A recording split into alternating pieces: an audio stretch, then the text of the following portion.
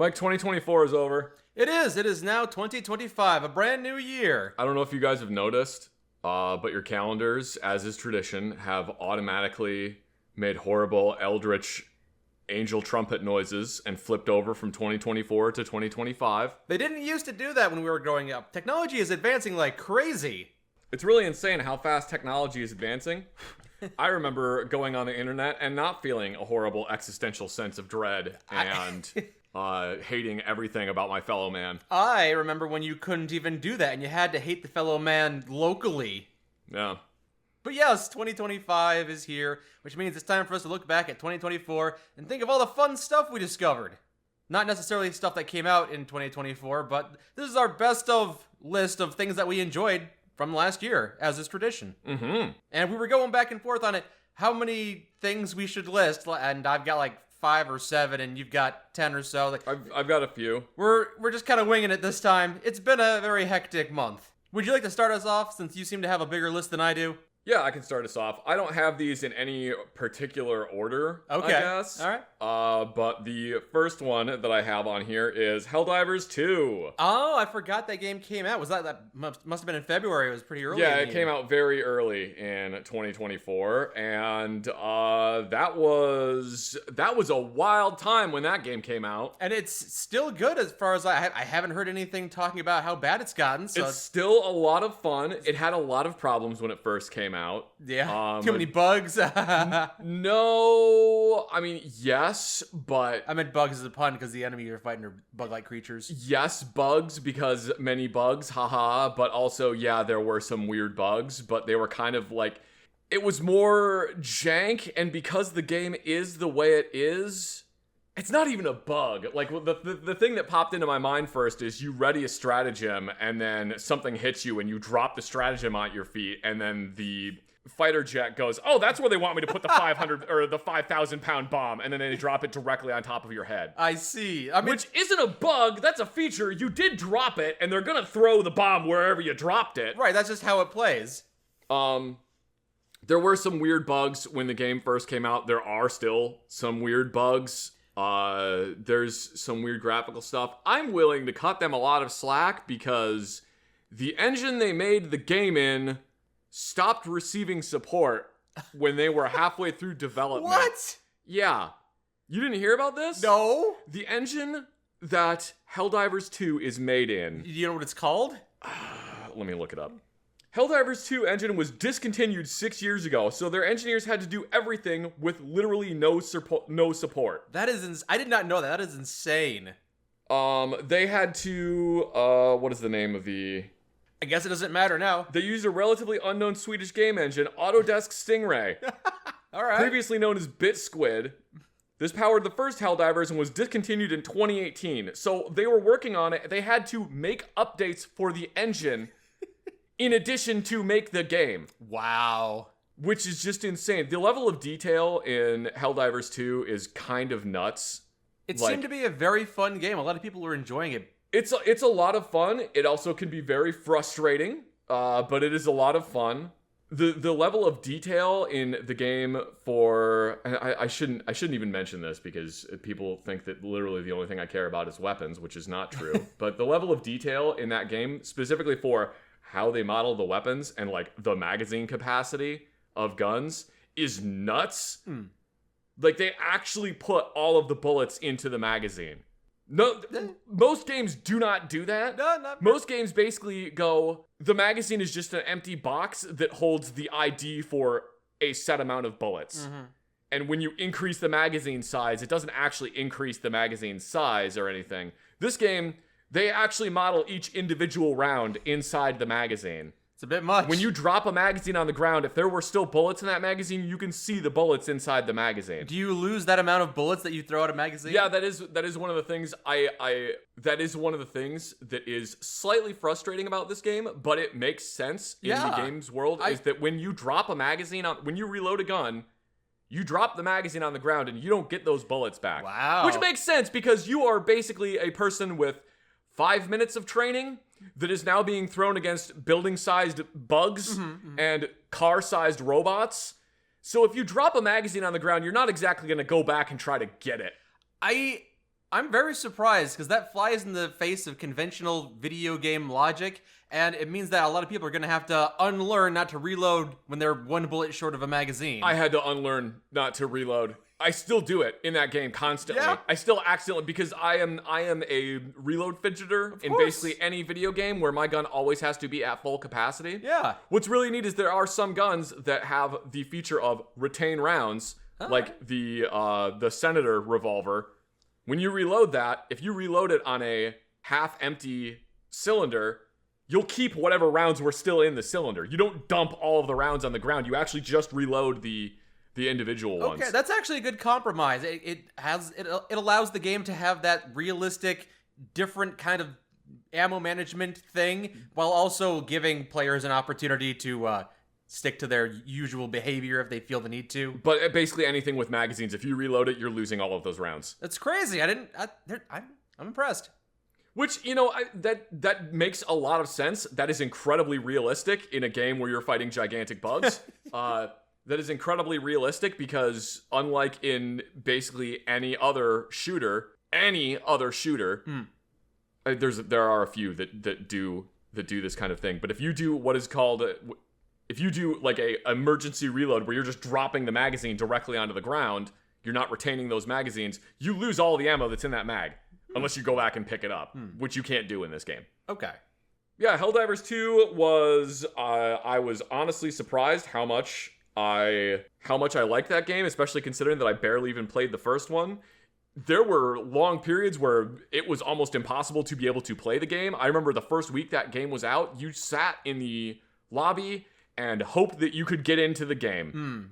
But it's like the developers of this game did not expect it to be as big as it was. It literally was the suffering from success meme.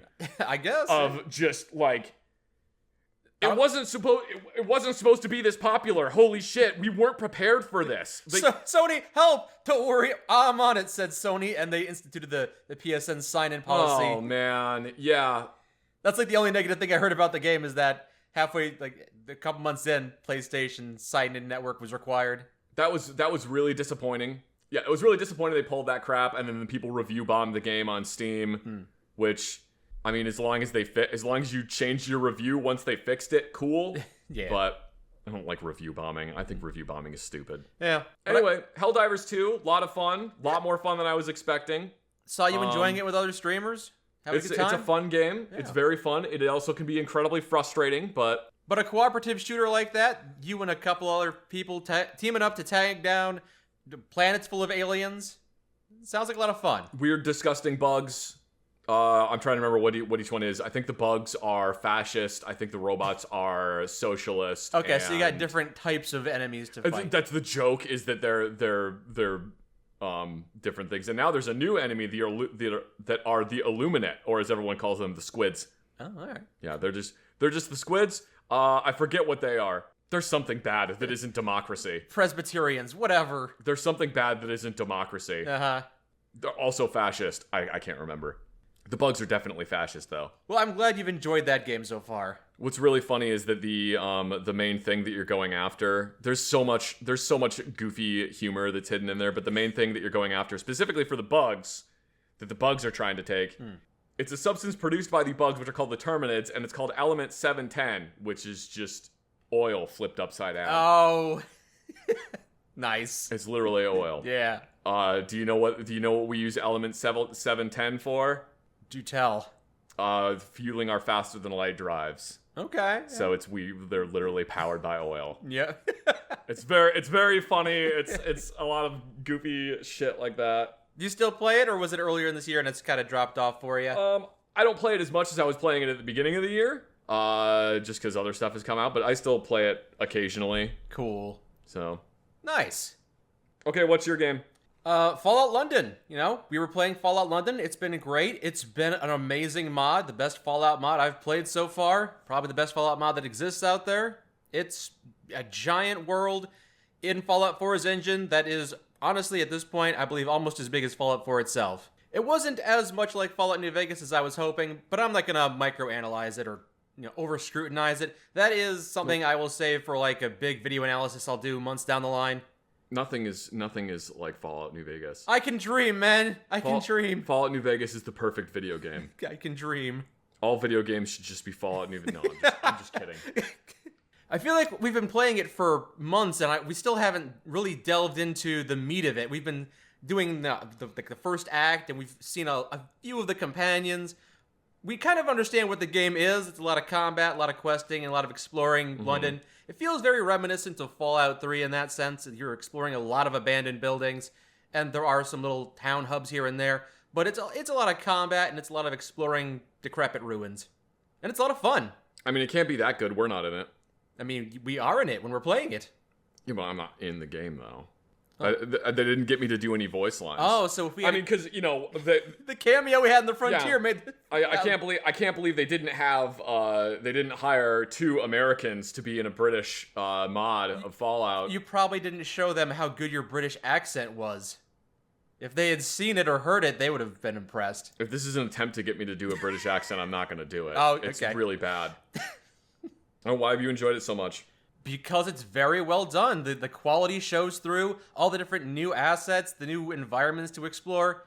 Again, it's a lot like Fallout 4, and I'm not big into the Fallout 4 gameplay style, but still, it's a Fallout mod that is on par with a Fallout game, and I haven't had a proper Fallout game in like 10 years. If Fallout 76 is what I'm going to get as the official offerings, then something like this just seems saintly. Yeah, Bethesda needs to fucking actually... make good games again. Make games again. What about you? What's next on your list? The next one on my list is Animal Well. Oh, you actually played that one. I did. I really liked Animal Well. I thought it was really good. I had seen the promotion for it leading up, but I didn't play any of it myself. You should play it. You probably would really like it. Yeah? What kind of game is it? It is a Metroidvania. I'm not big into Metroidvanias, though. It is a Metroidvania. A lot of puzzle elements. I like puzzles. It's a really pretty game. It's very well done. The entire thing was done by one person. Mm-hmm. Everything is one guy that made the game. All right. I really enjoyed that game. All right. I played through it twice. Oh, you beaten it twice. Yeah. Okay. I really liked it. I thought it was a lot of fun. There is just all kinds of different layers of secrets in that game. Mm-hmm. There's a lot of different layers of secrets and areas that you can go to, and it kind of has the same thing as like a lot of other Metroidvanias where you see areas in the game and you think, how am I supposed to get there? And then later you get an item that allows you to get there. And there's all kinds of weird, like, I guess, tech that you can figure out about how to use the different items that are in the game. Sounds like you're describing Metroidvanias in general. Yeah, but I really like this one, though. Oh, okay. There have been a couple of Metroidvanias I enjoy, but it's usually not my genre. But I'll have to check this one out at your recommendation. I thought it was a lot of fun, especially for a relatively inexpensive game. But yeah, Animal Well was a lot of fun, and yeah, I haven't just been playing it constantly since it came out, but literally not every single game has to literally be this thing that you play over and over and over and over and over and over ad nauseum forever. No, of course not. You can play a game once and then be like, that was a great game, and then you don't have to play it again. Absolutely. Okay, now what's yours? The RMA Remake. So there was an anime I grew up with. One of the first animes I ever watched was called Ranma 1/2. And it's about a boy and his father who go training in some Chinese hot springs, but the hot springs are cursed. And it's just a wacky hijink kind of thing. Mm-hmm.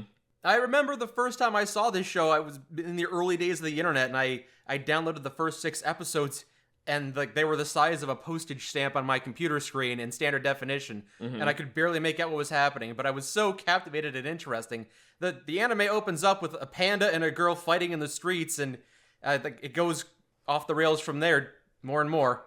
Most of Rumiko Takahashi's anime and manga is kind of goofy like that. Yeah. And then you read Mermaid Saga and you're like, huh.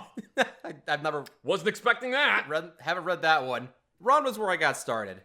I was really into that anime growing up, and this remake is so much better. Like, the original was good. Like, it was fine, but it's a little slower paced. This one basically condenses 2 episodes down into one over and over and over again, so it's constantly moving at a very fast pace. The animation still looks good.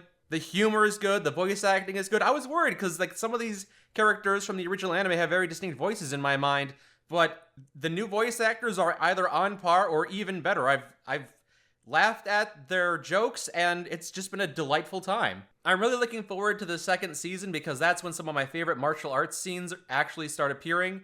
And later down the line, there's also an episode where one of the characters learns to weaponize their depression as a weapon and fire their depression as an energy blast. That's one of my favorite episodes. I hope I get to see that one. Yeah, the anime's just been great so far. This new anime. I'm glad that the remake was good because usually I feel like remakes are not good. But I'm glad that the remake was good. Is it actually Is it actually like animated or is it 3D animated? These days it's getting harder and harder to tell, but it doesn't feel 3D animated. Yeah, I'm not sure. I haven't looked into it. Yeah. So I don't know. It very, very much captures the spirit of the original show, but with better visuals and a faster pace. So I'm having a great time with it. Is it still going or are they done with it? Oh, the Ranma series is like 8-9 seasons long. They just came out with the first season this year. Oh, so okay. I'm sure it'll be going for a while. You mean last year? Yeah, last year, 2024. Next. The next one for me was Astrobot. Oh, yes, the PlayStation 5 Game of the Year. Yes. I would not call it my Game of the Year, but I really, really enjoyed playing Astrobot. It was a lot of fun. It was a very cute and fun and innocent platformer that I enjoyed playing a lot. How was the haptic feedback for you? Because that's what I heard the most about this game. If you're from the outside and you're looking at this game, it seems good, but when you're playing it, apparently the haptic feedback adds a lot more than you might expect. The haptic feedback is very, very good. The controller vibrating when you're running and stuff like that. The haptic feedback is very good, and like the controller makes noises, which I am not the biggest fan of, but whatever. I prefer all the noises to come out of the thing that is doing that. They do a similar thing in Death Stranding where like the baby BB makes noises out of the controller if you're playing it on PlayStation, which I don't particularly care for, but whatever. Is the audio quality at least good? Because I remember when you were playing some of those games with the Wii remote, they would have like really, really bad voice lines coming out of the remote. It's a very small speaker. It's the audio is always going to be kind of tinny, but it's still fine. Sounds like the audio's coming out of a Burger King Simpsons watch. It's not. It's definitely better than that. It's definitely better than that. Yeah, Astrobot was a really enjoyable game. I really liked playing it. It's been a lot of fun just to play that game. I'm not the biggest fan of platformers. I kind of suck at platformers for some reason. Whenever I play them, my depth perception gets like absolutely screwed, and it makes it hard for me to tell where things are. I don't know why that happens. Anyway, I still have really enjoyed playing this one. Nice. It's been great. I love seeing all of these old PlayStation references. Or I love seeing all these references to other PlayStation games, especially because a lot of them are games that I played when I was younger. So there's a whole like Ape Escape level. Oh, it's tapping into your nostalgia, which is great. Yeah. I played that and I was like, oh my god, I want them to make a new Ape Escape game. There's a reference to Mr. Mosquito, which I am one of like 6 people that remember that game. I'm a second. I remember I never played it, but I remember it. Hard to forget the box art with that bug-eyed mosquito. Yeah, the weird little robot mosquito. Mm-hmm. Yeah. I genuinely enjoyed playing that game. I thought it was a lot of fun. I thought it was great. Excellent. If I had a PlayStation 5 and I had that game, I'd probably be enjoying it and talking about it too. You should get a PlayStation 5. Hopefully I will sometime soon. You should get one. Yeah. You should get one. I should. They're not expensive. You should get one. I mean, it's all relative. They're not expensive. You should get one. I'll tell you what, if you buy a PlayStation 5, I will buy you Astrobot. All right, cool. Okay, what's your next one? Hi-Fi Rush. So I played that game last year. Isn't that the one that the studio got shut down and then I got bought by somebody else and now it looks like the studio's gonna get shut down again? I don't know. The game came out and it received rave reviews, and then like a couple months later the studio got shut down when they asked if they could make a sequel. So yeah, that kind of annoyed the hell out of me. But yay! Side tangent. It's great that we live in a time where gaming is so absolutely fucked that 1 million copies of the Dead Space remake isn't enough to even warrant considering making a Dead Space 2 remake. Oh, really? They're not even considering it? No. Oh, it's dumb. No. EA went, it didn't perform. It performed terribly, so we're not making a Dead Space 2 remake. We had an $18 trillion goal. You needed more. Yeah. Yeah. The most unreal. I'm okay. Okay, we're just gonna focus on Hi-Fi Rush because the news surrounding the studio closing down and how indignant everyone was made me want to check it out more because I had heard good things about it, but yeah, apparently it's worth checking out if people are getting pissed that the studio's getting shut down. Normally people are like, "Oh, that sucked," but people are like, "This is an outrage." So okay, I checked out Hi-Fi Rush and yeah. Have you played it? It's a great game. I haven't played it. I thought it was a rhythm game. It is a rhythm. Well, it's a combat game, and it rewards you for hitting the combat strokes on the beat. Okay, I am so bad at rhythm games that they basically they're unplayable for me. I would love to play that game, but I have no rhythm. Okay. I have no rhythm. I can't do it. So because I'm so bad at rhythm games, it makes it really difficult for me to play those. Okay. Yeah. So it reminded me a lot of one of the other games that I really enjoyed, God Hand, back in the PlayStation 2, where it was a lot of combat and a lot of fun, over-the-top humor, and it was wacky and fun and just a joy to play. It's one of those games where it's just fun. They try and be as fun as they can, and they do a lot with it, and it just makes me smile to play it. And there's just nonstop jokes, and yeah, the rhythm combat was very enjoyable. Well, I'm glad that you enjoyed it, and I'm glad that you are actually really good at rhythm games so that you can play those, because I am not. Yeah, I mean, it's kind of in the same way that you'd probably be good at Dark Souls, I'd probably be good at this game, is that you have to just kind of predict enemy timing, and them attacking on the beat does help, so I think you'd be better at it than you think you would be. Maybe I'll have to give it a try at some point. Sure. Every time you mention playing God Hand, I just think that you need to play the Yakuza games. I probably will enjoy it. I think I've got a couple of them on my computer, and I've been meaning to get around to them. I just haven't. You should play them. Those because they're over the top, silly wackiness. Yes, they're absolutely goofy. Yeah. And you can be playing them, and it's like, oh yeah, I need to go do all these different things, but no, I'm going to go to the arcade and play Sega Bass Fishing for 3 hours. It's on my to-do list. I'm hoping to play a wide variety of games this year. You really should play Yakuza. I think you would enjoy it very, very much. All right, I will try and get to that this year. But Hi-Fi Rush was an enjoyable delight that I had last year. I made it to the end of the game, and I had a lot of fun, and hopefully I'll be able to revisit it in the future. But just going through it once was a delight. There were a couple of boss battles where I was like, oh, I hope I can go back and do that boss battle again. That was a really fun boss battle. I had a lot of fun with that. It was just really fun. Is there like a boss rush mode? I don't think there is. There might be an unlockable. I didn't really spend enough time with it as much as I would have liked to. I was kind of busy, kind of pressed for time at the time that I was playing it, but I had a lot of fun with it. Side tangent, it's interesting to me how often people want a boss rush mode in video games, but then video games just don't put one in there. I don't know what the last game I played that just straight up had a boss rush mode in it. I think it was fucking Metal Gear Solid 2. I've played one or two since then, but yeah, it's not a typical thing. They usually just don't do that. Yeah. The next one on my list is the book The Electric State. The book called The Electric... I've never heard of... The Electric State. Never heard of The Electric State. It is a... Must have been a good book if it's on your best It's a novel, but it's by Simon Stahlenhag. I think I'm pronouncing his name correctly. I'm sorry if I'm absolutely butchering it. It's a book by Simon Stahlenhag. And he does a lot of really cool science fiction horror artwork.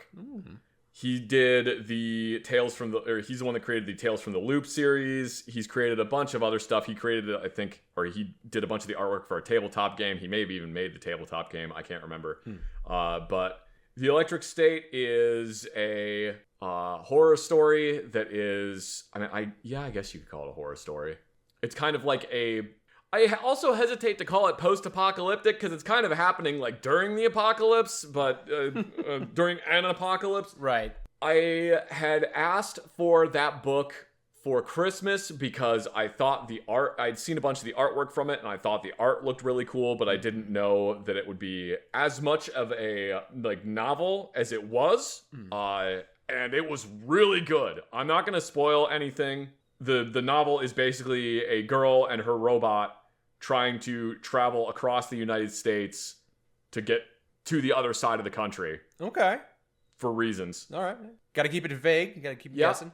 It is so well drawn and incredibly well written. Oh, this is a comic book? You say well drawn? Yeah, it's more of did you ever read the Dinotopia books? No, I have not. It's kind of like the Dinotopia books in that there's a lot of writing that happens, but there's also a lot of pictures. Okay, so it's like a normal book with a couple illustrations thrown in. Yeah, but it's a lot of illustrations. Like there's an illustration on every single page. There is okay. also just writing. Damn, all right. So it's really good. I did not expect that to be as good as it was. I got it for Christmas. My wife got it for me. I got it for Christmas, and I started reading it, and then I was unable to stop reading it until I was done with it. Dang. That's mark high praise right there. It's not very long. If you read as fast as I do, which is pretty quick, you can probably finish it in like an hour and a half. Mm-hmm. Unless you get caught up looking at the pretty pictures. Yeah, but it was really good. I liked it a lot more than I thought I was going to, because I have a lot of books that are not necessarily like, I have a lot of books that are like art books or whatever that I have because I think the subject matter in them is really cool. And I got this one because I thought it was going to be another one that was like that, but it ended up being more of a story than I was prepared for. Okay. Which is really great. I really enjoyed reading that. Nice. What was it called again? The Electric State. The Electric State. By Simon Stalenhag. Okay. Cool. Apparently they are turning it into a movie. I'm not going to say you shouldn't watch it, and I'm not going to recommend that you watch it because I have no idea. It's not even out yet, but I also don't generally like when they turn anything that isn't a movie into a movie. But you do advocate for the book because you said the book was good. Yeah, the book was really good. All right. I'm one of those weirdos that's of the opinion that whatever the media is, it should stay in that form. It shouldn't try to branch out and be other types of media. Yeah, I'm not a stickler on that, but I can understand that sentiment. The bottom line is that you think this book is good. That's... I thought the book was really good. All right. I thought it was really cool. There are multiple ways you can interpret the subject matter of the book, which I thought was interesting. What's your next one? Slay the Princess, the video game. So it's the graphic novel. It's in black and white, and you're going through, and you got to make a couple choices. Like I think the term would be visual novel. Probably. It's a visual novel. Well, no, because there's a lot of it. You can make a bunch of choices in it. I guess it's still a visual novel. You do that in a visual novel. Yeah. It depends on the visual novel. Anyway, it's a fun video game where you're tasked with slaying a princess, and you can choose if you want to grab a dagger, you want to take that dagger, go down there, and maybe go down unarmed, how you want to handle this, how you're going to approach this. You're going to try and talk her down, you're going to try and actually slay her, and the unreliable narrator is a big part of that. You're not quite sure if you're being led astray, and it's kind of just, it's hard to describe. It's one of those things that if you talk about it too much, you start ruining it, so it's hard for me to describe it, but it was a lot better than I thought it was going to be. It's been a while since I played a visual novel game that I really enjoyed, but this was really, really good. There are multiple branching pathways and multiple different endings, and I love going back and replaying it over and over and over again. Neat. And they just this year, I guess last year, 2024, came out with a big free update where they added a bunch more paths, a bunch more content, a bunch more, more hours of stuff to see just for free. And it was great. I played through a majority of it, and I loved it. That's really cool. Have you played a lot of this game? I have played absolutely none of it. Really? I thought you played a little bit of it. No, I haven't played it. No. Okay. Well, I recommend it. It's really good. Neat. Even if you're not normally a visual novel kind of guy, it was worth my time, I'd say. Probably worth yours. Cool. Yeah. My next one for best of 2024 is Voices of the Void. Oh, did you just start playing that last year? Yeah, I started playing it last year. Oh, okay. At least I think it was last year. Well, you played a lot of it this year, so... I have played a lot of it this year. Keep on going back to it. It is insane to me how much there is in that game. How many things there are that happen. How many events there are. What you can do in the game. Just what there is in it. And it was made by one person. Yeah, we played a little bit of it. It seemed pretty impressive. I believe the person that has made it has had some help from other people, but mostly it is this one person has made this game. It's amazing to me how much stuff there is in it, and it's still in pre-alpha. It is not even in alpha yet, technically. And there is more in this game than there are in a lot of AAA games that have released in 2024. It's nuts. It doesn't make any sense. And I can't stop playing it. Nice. It's a problem. It isn't actually a problem. It's one of those good problems. I really have enjoyed playing it a lot. It seemed to have a little bit of a learning hump at the very start. Yeah, it took me a while to get used to it. I will fully admit that the controls and how you do stuff are kind of fucking obtuse. it's weird how you select all the different things and pick up stuff and move it around, and it's not great, but it's like constantly being updated. Yeah, maybe they'll include like a tutorial sometime once it's out of pre-alpha. Well, no, there is a tutorial. It's just it's obtuse learning how to do all the different stuff in game. But the plot of that game is that you're managing a remote outpost in the middle of what, the Swiss outback? Yeah, the Swiss Alps. You're running a satellite monitoring station in the Swiss Alps, and you're recording signals from space. And spooky shit happens. You can also play a game mode where spooky shit never happens, and you just operate a satellite station in the Swiss Alps forever, and spooky shit never happens. Yeah. If you really want to play the game like that, you absolutely can. Sure. I was considering doing that, I think, on doing like an April Fool's Day stream where nothing happens. Where I play it, and then I'm just like, guys, we're going to have all the spooky stuff is going to happen, and then literally nothing happens the entire playthrough. Surprise, we're all disappointed. Man, day 40, nothing's happened, huh? That's weird. That game has scared me more often than it should have. There have been multiple moments of getting jump scared by things, and maybe not necessarily jump scared, because there's stuff that happens in that game that is legitimately scary. But then there's a lot of like jump scare crap, because I mean that's what gets people. It's easy to get people with that. Yeah. But it's more than that, you would say. I've had at least twice where I almost punched my computer monitor. Wow. All right. Yeah. Wow. But that's usually because of jump scare stuff, and like I said, I don't scare easily, but I startle easily. So stuff like that. Yeah. I was not expecting it to be as good. I like job simulator games. Right. And I knew that this game had some horror elements into it, and I had watched a couple other streamers play it. And I was like, all right, maybe I'll give it a try. And it straight up took me like 4 hours of playing this game to get used to it. And it was one of those instances where I would play the game and I would play it for like 2 hours, and I was like, man, I cannot get out of the tutorial level. I don't fucking understand. Fuck this, I'm done playing it. And then like an hour later, I'd be like, I'm gonna give it another try. And then I would load it back up and try it again. Once I got it, I have enjoyed playing that game so much. It's like there's no risk in playing it because it's literally free. Okay.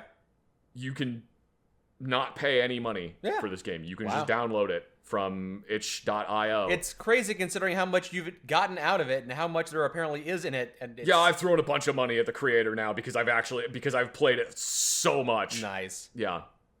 That's great. Great game. Really enjoyed it. Highly recommend it. Awesome. Okay, what is your next one? Another anime series, which is surprising that there's 2 on my list considering how little anime I watch these days. If I had a nickel for every time Mike put an anime on his best of 2024 list... This year you'd have 2 nickels. I would have 2 nickels, which isn't a lot, but it's weird that it's happened twice. Can you guess what it is? Have you watched any animes this year that you think... No, I haven't. No, okay. It's Kimono Friends. No, it's called Dan to Dan.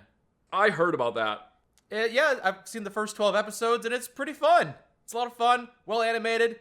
It's a slice-of-life anime infused with a bunch of supernatural stuff. So it's like a girl and a guy are at a high school, and they're chatting and stuff. I believe aliens are real. Well, I believe the occult is real. Well, prove it. And then they go prove it. And then as it turns out, both are real. So the entire game, you've got these aliens running around going, give me your banana. And then you got all these demons trying to possess people. And then like they develop these new unique moves to try and combat the possession and the alien abductions. And it is just off-the-wall nonsense. And it'll be relatively peaceful, like a slice-of-life anime at one point, and then on a dime, it'll just turn, and there'll be aliens, and there'll be demons, and it'll just be craziness. It kind of sounds like Fooly Cooly. Like, a kind of similar vibe. It's been a long time since I've seen that show, but I get it, yeah.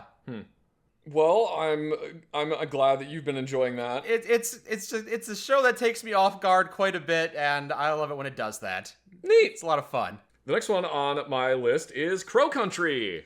Oh, yes, that was a Resident Evil 1 style game on your PC I was watching you play. It was, it is a survival horror game that is modeled after the likes of Silent Hill, Resident Evil, like early PlayStation 1 era survival horror games, in which you play as a special agent Mara Forrest trying to go to a theme park called Crow Country to go after a man whose last name is Crow. It was really interesting, and it really nailed the vibe of early PlayStation early survival horror games. Cool. Did it do anything different than those games, or was it just recapturing that kind of nostalgic vibe for you? I guess the only thing different is you can like spin the camera around, which you can't really do in those static games. Those like static ones. I think you can you do that in Parasite Eve?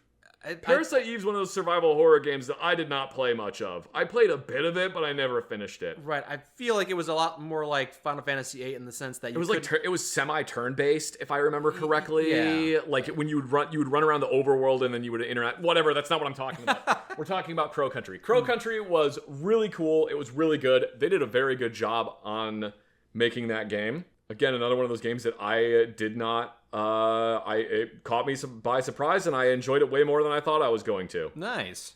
There's a lot of stuff that happens in that game that when you get to the end of the game, you're like, oh, that's why that happened. Now I understand what this was talking about. That happens quite a bit in the game. Yeah. Once you've beaten the game, you get a funny item called a crow bar, which is a bar that has a crow head on the end of it. That's pretty funny. Yeah. Are there references to the old Silent Hill and Resident Evil games?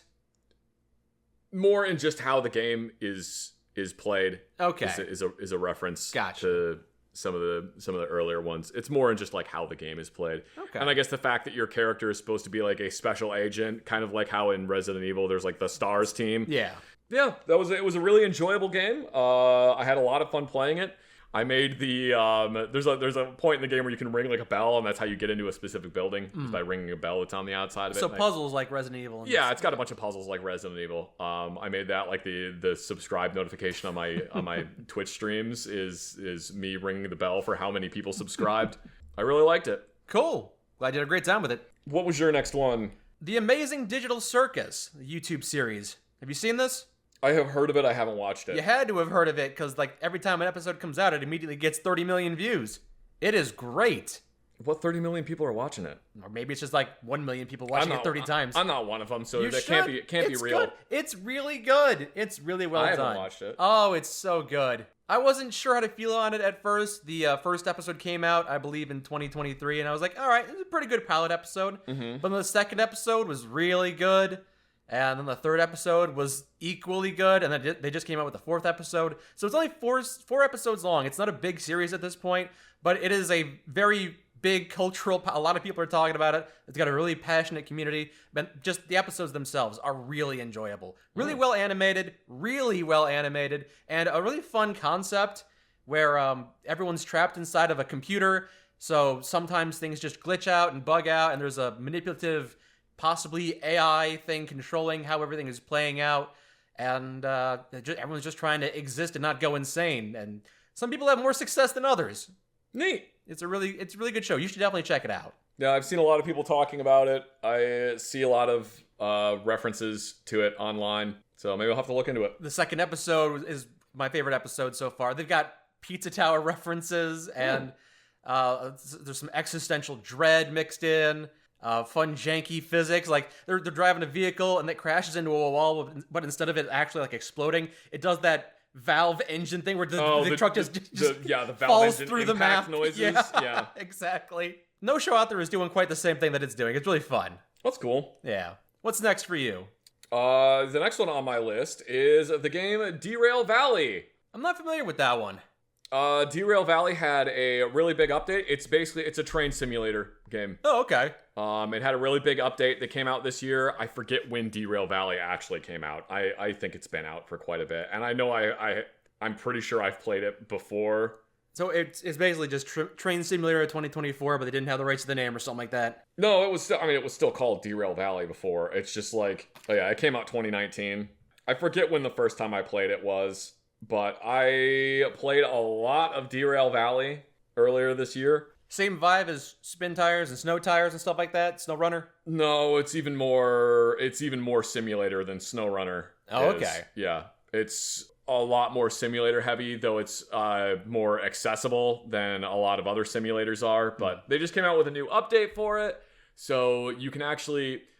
Previously on Derail Valley, previously in the game, when you would take the train somewhere, you had to either use the little, you had to use like your little radio to switch what direction the points were going, which are the Right. the points are where the rail diverges into two different ones. Right, the junction. Or three ones. So you had to use the little remote to do it. Now, with the new update, you can basically open a specific map and choose where everything goes. Oh, all right. Which I get right 75% of the time because I'm directionally impaired. So it is very frustrating for me to be taking the train somewhere and then I'm like, all right, so we need to go right at this intersection. And then I go left and I'm like, that wasn't the correct direction to go. So I stop the train, I back the whole train up, I go right. And then I realized that, no, that was the correct direction I was going the first time. I was looking at the map upside down. Yeah, Derail Valley has been a lot of fun. I've enjoyed playing it a lot. I am just slowly becoming more and more of a train autist, which is concerning. Is it one of those games you play while you're relaxing and then you got something else you're listening to off to the side? Sometimes I'll have something else on. I know you say you're not big into multitasking like that. Maybe it's more difficult for you, but... Sometimes I'll have something else on the side while I'm playing Derail Valley, but I'm usually not really paying attention to the thing on the side. Maybe I'm only paying attention to the audio. Yeah. You can put like your own. You can put your own music into Derail Valley, which then plays on a boombox that you have to get, and it plays specifically on cassette tapes that you also have to get. So you put the cassette tape in the boombox, and then you can listen to custom playlists that you have made. They added train customization, so now you can customize the interior of your train and add things like digital speedometers and distance trackers and all kinds of fun stuff like that. Yeah, I've really enjoyed playing it. It's been a lot of fun to play that game. It is, it really isn't that janky. It's just not the most graphically amazing game, which is fine. Yeah, Derail Valley's been a lot of fun. I really like playing it. There is it does work with VR, which I have tried several times. I guess that's like kind of a thing I can add on this list is I got a VR headset. Okay. But I don't really want to put it on my best of list because basically it makes me motion sick almost every time I use it. I see. I'm trying. I am really trying to get my VR legs. But it just makes me motion sick the moment I start moving. I get that, yeah. From what I understand, there's basically three kinds of people when it comes to VR. There's people who never get motion sick and just immediately can wear the VR headset and full sprint everywhere. There's people who start out getting motion sick, but then eventually get used to it. And then there's people who are forever motion sick, and I'm beginning to think I might just permanently fall into that third category, which is deeply concerning because my Twitch chat helped fund the VR headset, and it makes me feel kind of bad that like they helped fund this thing, and I'm having a really hard time using it. Well, maybe you can adapt to it, or maybe it's just one of those things that's difficult for you. But hard to say. Yeah, there is a VR mode for Derail Valley. The last time I tried to use it, I couldn't figure out how to like get my character properly centered, so my head was just permanently stuck in the top of the train. And then like I moved 3 feet and was like, I'm gonna throw up, so I had to stop playing. I hope that I can play a Derail Valley with VR. That would be cool as hell. It would actually, yeah, it'd be a lot of fun. Then you actually get to manipulate all the levers. There's one of the trains, so there's a bunch of different trains in Derail Valley. There's a little like slightly larger shunting train, which is a basically the way that train works is it's a diesel electric generator, or it's a diesel engine that is a generator that powers motors and batteries to make the train move. And I mean, honestly, Zach, that's how all diesel electric trains work, you dingus.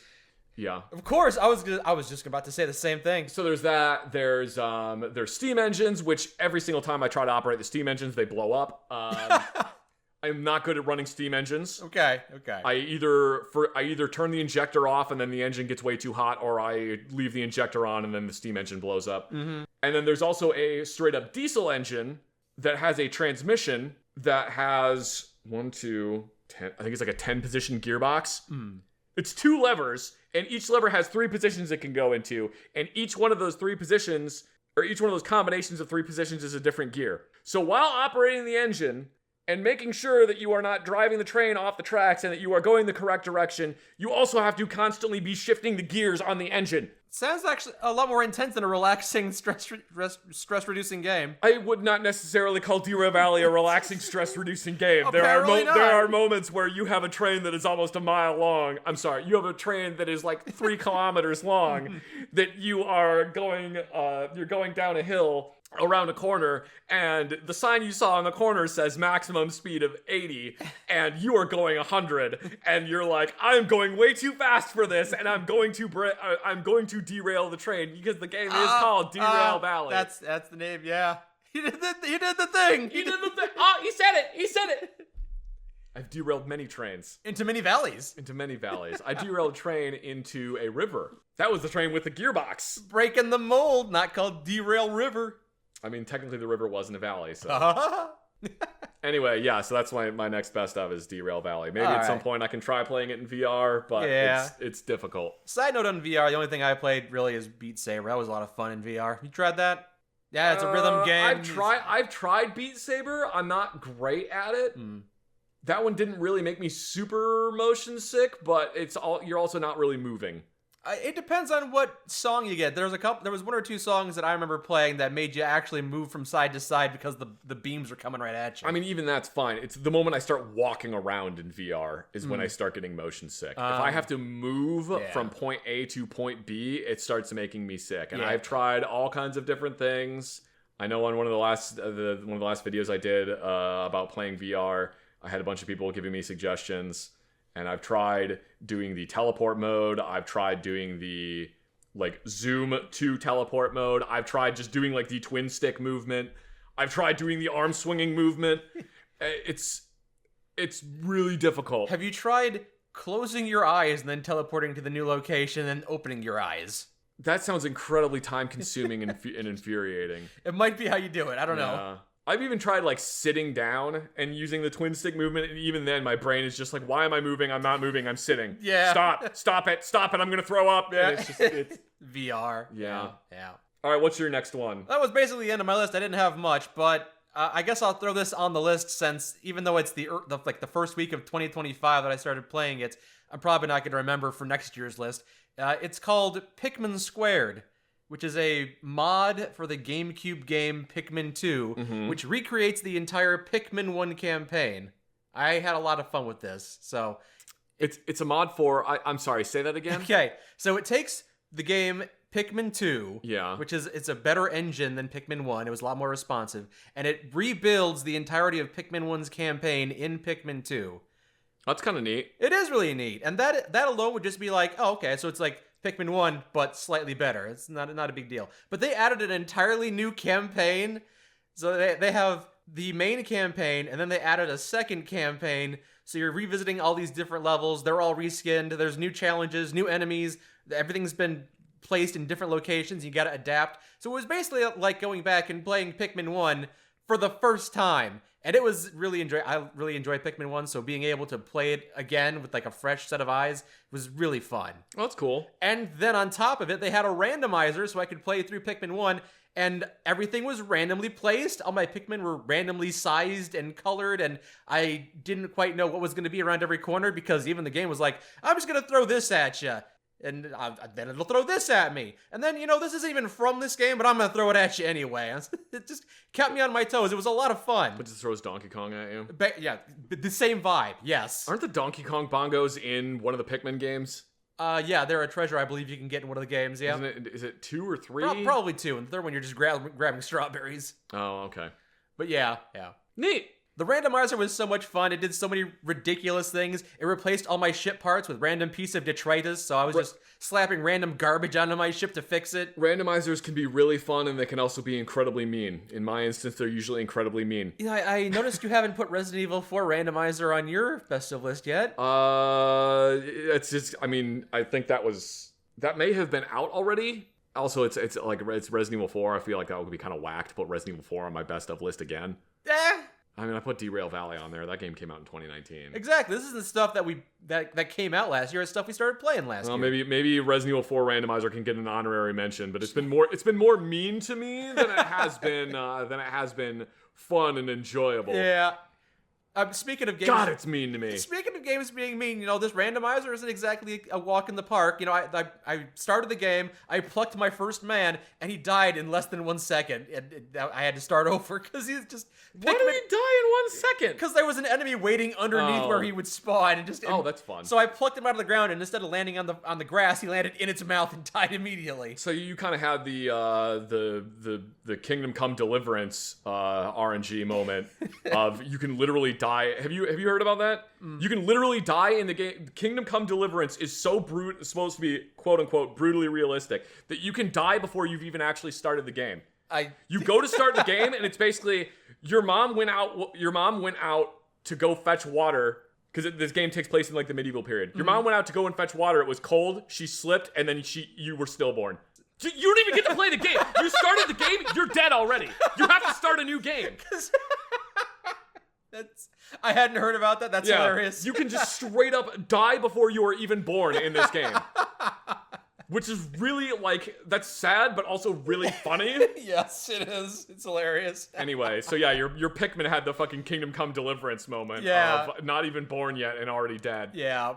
And just random stuff happened with that randomizer. I was off doing my thing, and I heard some of my Pikmin scream, and I turn around. What's going on? What's going back? What's going back at this base? It's like one of the early levels, so I'm not expecting too much. And this Balrog-looking monster frog is just tearing through this eldritch monstrosity. He's just ripping through all of my Pikmin in the second level. Where'd you even come from? Fun! Yeah, it's nice to enjoy this game with a fresh coat of paint and just keep me on my toes. Because I enjoy this game, but it's short and predictable, and I've played through it so many times that it doesn't take me off guard anymore. But the randomizer was a lot of fun. Neat. All right, well, I guess I should talk about my best of 2024. Yeah, go through the rest of your list because I'm done now. You've got a few more. My best of 2024 is Silent Hill 2. The remake by Blooper Team. Yeah, the Silent Hill 2 remake is the best game I played in 2024. Nice. I thought more about that game while I was playing it and after I beat it than I did any other game I played.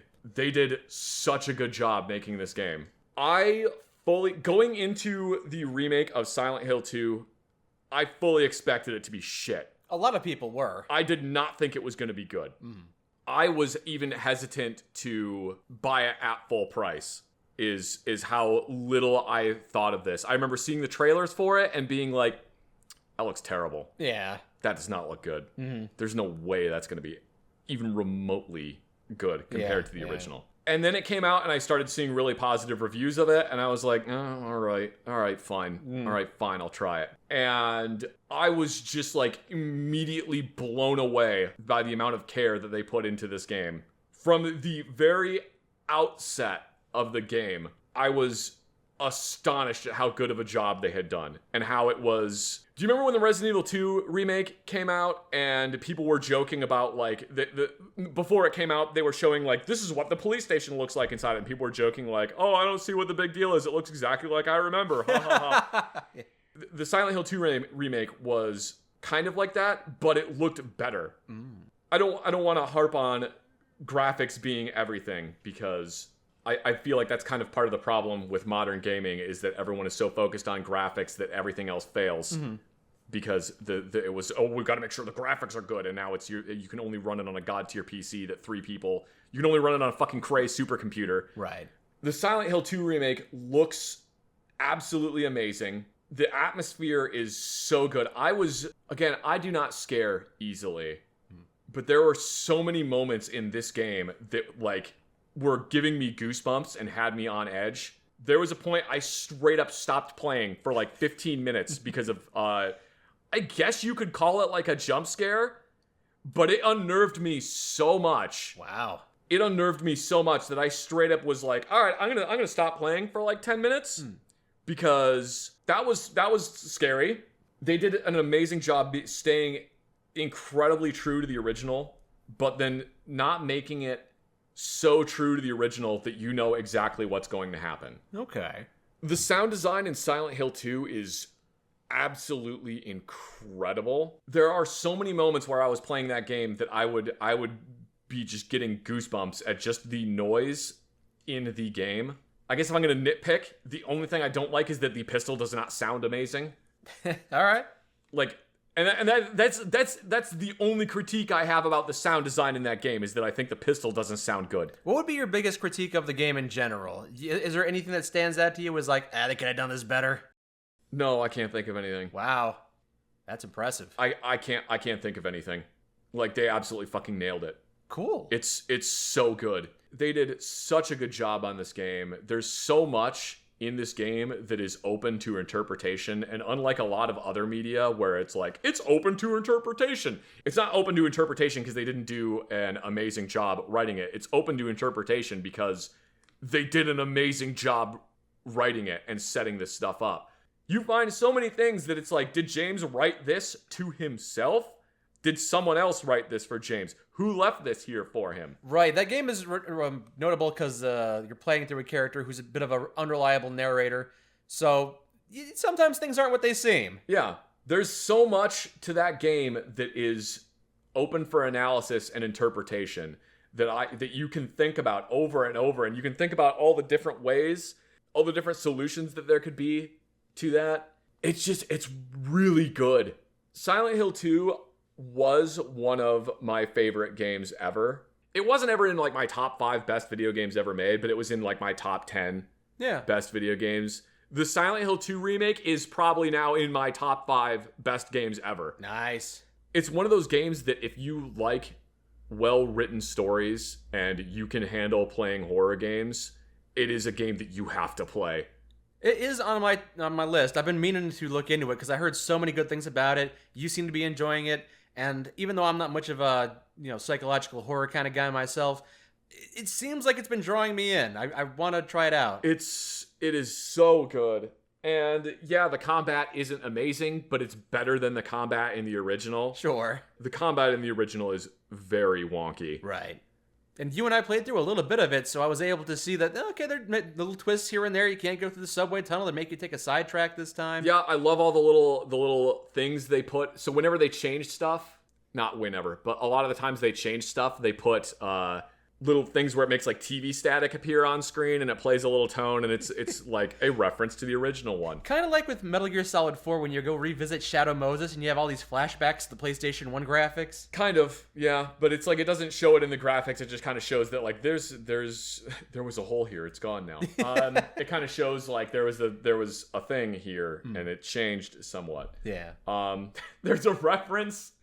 There is a reference to Silent Hill 3 in that, which I did not think that they would ever have a reference to.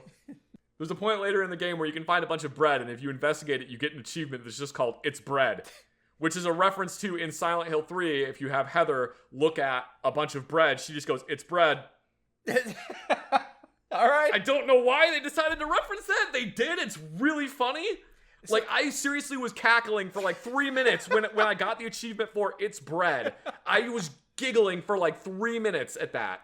I'm glad they're keeping the tradition of self-referential humor alive. Like with Silent Hill 3, I know the protagonist has a chance to reach into the toilet and grab some gunk like James does in Silent Hill 2. Yeah. She pauses and goes, "Ew, no, well, who would do that?" Yeah, she looks directly at the camera and says, "Why would anyone do that?" Which is really funny. There's even a reference to the really bad voice acting in the original Silent Hill 2 when you can go to the bowling alley, and in the original Silent Hill 2, the bowling alley is where you find Eddie for the second time, and he's just eating pizza, and James delivers the famous line of, "This world is filled with monsters. How can you sit there and eat pizza?" You go to the bowling alley in the remake, and Eddie is not there. There's an empty pizza box there, and James just goes, "This world is filled with monsters. How could anyone sit there and eat pizza?" how could anyone eat? He delivers basically the same line, not in the same way. Yeah, no, yeah. The guy that played James did such a good job.